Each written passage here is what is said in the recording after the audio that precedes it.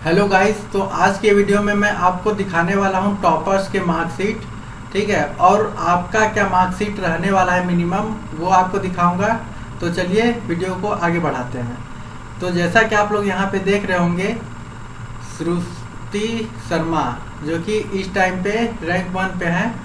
इनका total mark जो था 1105 नंबर का था। ठीक है, और देखते हैं कि सेक्शन वाइज उनका कितना नंबर था।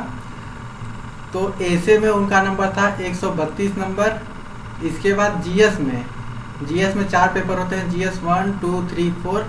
तो जीएस 1 में पाया था उन्होंने 119 नंबर, जीएस 2 में 128 नंबर, जीएस 3 में 108 नंबर और जीएस 4 में 139 नंबर पाया था उन्होंने। यानी कि टोटल जीएस में उन्होंने 494 नंबर पाया था। इसके बाद ऑप्शनल की बात करें तो इनका ऑप्शनल जो था हिस्ट्री था, यानी कि इतिहास था। तो जो भी ऑप्शनल होता है उसके 2 पेपर होते हैं। तो पहले पेपर में उनका नंबर 150 था और दूसरा जो पेपर था उसमें 156 था। यानी कि टोटल ऑप्शनल का देखा जाए तो 306 नंबर उन्होंने पाया था। और इंटरव्यू की बात करें तो इंटरव्यू में उनका नंबर 173 था। इस तरीके से अगर आप देखें तो यहाँ पे 4 सेक्शन देखने को मिल रहे हैं, एसे का, फिर जीएस का, फिर ऑप्शनल का, फिर इंटरव्यू का। तो टोटल नंबर देख लेते हैं हम लोग। तो एसे में उनका टोटल नंबर 132 था। इसके बाद जीएस जो था उसमें टोटल नंबर 494 था। इसके बाद ऑप्शनल में टोटल नंबर 306 था और इंटरव्यू में 173 था। यानी कि टोटल नंबर जो था 1105 था, जिसके वजह से उनका नंबर रैंक में 1 आया है।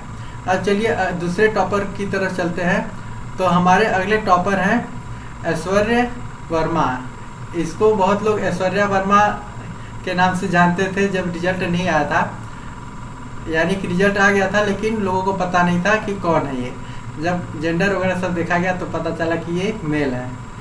ठीक है, तो इनका देखते हैं। तो ऐश्वर्या वर्मा का जो है 4था रैंक था और टोटल नंबर इनका जो था 1039 था। इनका मार्क्स देखें तो एसे में 130 नंबर उन्होंने पाया था। इसका जीएस सेक्शन में जीएस 1 में 118, जीएस 2 में 120, जीएस 3 में 99 और जीएस 4 में 113 नंबर पाया था। इसके बाद जो ऑप्शनल था इनका हिस्ट्री जियोग्राफी था। ठीक है, तो जियोग्राफी में 2 पेपर होते हैं। तो पहला ऑप्शनल जो था उसमें उन्होंने 142 नंबर पाया था और दूसरा जो पेपर था ऑप्शनल का उसमें 138 नंबर पाया था। इसके बाद इंटरव्यू में इन्होंने 79 नंबर पाया था। तो टोटल अगर देखा जाए तो एसे में इन्होंने 130 नंबर पाया, जीएस में देखा जाए तो 450 नंबर और इसके बाद ऑप्शनल में 280 नंबर और आपने देखा कि इंटरव्यू में 179 नंबर पाया था। यानी कि टोटल जो है 1039 नंबर आया था।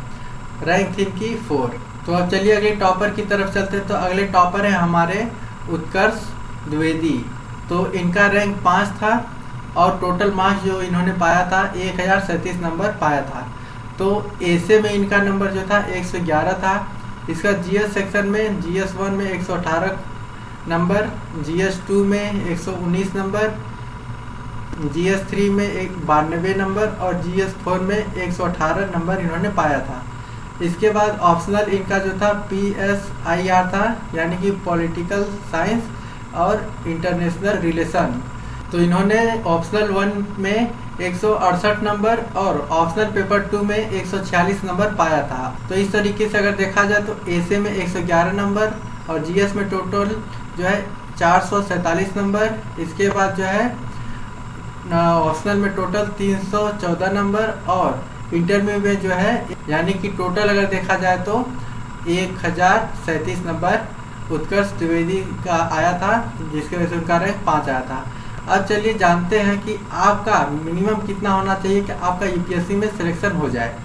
ठीक है, तो यहाँ पे आप है। ठीक है, आप अपने आप को एज्यूम कीजिए और रैंक क्या आएगा वो आपको बाद में फ्यूचर में पता चलेगा। और ये टोटल कैलकुलेशन करने के बाद आपका जो नंबर आने वाला है वो आने वाला है 980।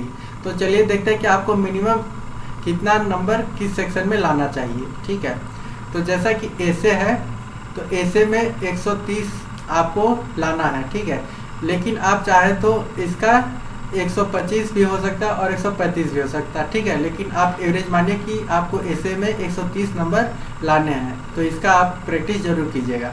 इसके बाद जीएस सेक्शन में है, तो जीएस 1 से लेके जीएस 4 तक में आपका एवरेज जो है 100 रहने वाला है, जिसके वजह से टोटल 400 नंबर आ सकते हैं। जैसे कि जीएस 1 में कभी कभी 110 भी आ सकता है, 120 भी आ सकता है। जीएस 2 किसी का मुश्किल होता है तो 92 भी आ सकता है, 90 भी आ सकता है। और जीएस 3 में किसी का अच्छा होता है, तो टोटल मिला के आपको क्या करना है कि टोटल जो है ओवरऑल जो एवरेज है आपको हर एक में 100 लाना है, ठीक है। किसी में कम ज़्यादा हो सकता है, तो किसी अगर मान लेते हैं जीएस 1 में कम है तो जीएस 4 में आपको ज़्यादा ला के टोटल मिला के 400 के आसपास आपको लाना है, ठीक है। इसके बाद ऑप्शनल की बात करें तो आप अपना ऑप्शनल एज्यूम कर लीजिए कि आपका ऑप्शनल क्या है।